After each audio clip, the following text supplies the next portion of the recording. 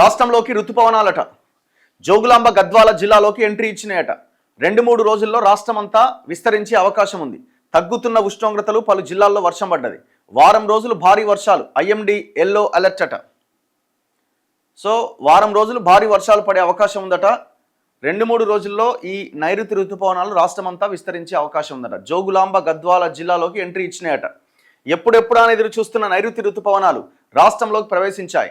ఈ నెల 4వ తేదీన కేరళలోకి ప్రవేశించిన ఋతుపవనాలు తాజాగా వర్షాకాలం ప్రారంభానికి సూచనగా చెప్పే మృగశిర కార్తె నిన్ననే అయిపోయింది కదా, సోమవారం నాడే జోగులాంబ గద్వాల జిల్లా మీదుగా రాష్ట్రంలోకి ఎంటర్ కావడం విశేషం. నిరుడితో పోలిస్తే 8 రోజులు ఆలస్యంగా ఋతుపవనాలు రాష్ట్రంలోకి వచ్చాయి.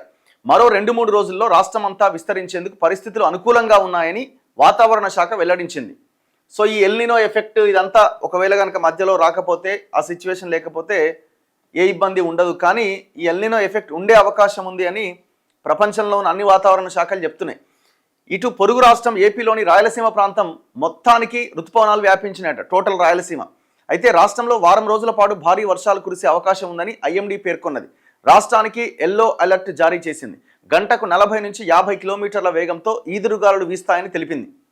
ఋతుపవనాల ప్రభావంతో రాష్ట్రంలో ఉష్ణోగ్రతలు తగ్గుముఖం పడుతున్నాయి. ఉత్తర తెలంగాణలోని కొన్ని జిల్లాల్లో ఎండల ప్రభావం ఉండగా దక్షిణ జిల్లాల్లో పూర్తిగా తగ్గినాయి.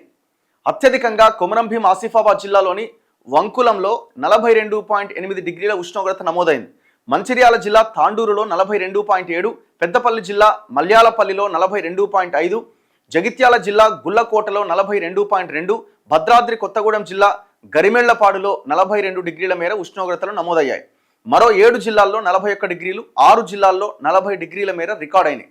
మిగతా అన్ని జిల్లాల్లో 40 డిగ్రీల మేర నమోదైనాయి. అత్యల్పంగా మహబూబ్నగర్ జిల్లాలో 34.8 డిగ్రీల ఉష్ణోగ్రత రికార్డైంది. వికారాబాద్, వనపర్తి, నారాయణపేట జిల్లాల్లో 35 డిగ్రీల మేర ఉష్ణోగ్రతలు రికార్డైనాయి. అయితే హైదరాబాద్లో 40 డిగ్రీస్ లోపే ఉష్ణోగ్రత నమోదైంది. సో మొత్తానికి ఈ ఋతుపవనాల రాకతో వాతావరణం కొంత చల్లబడుతున్నది.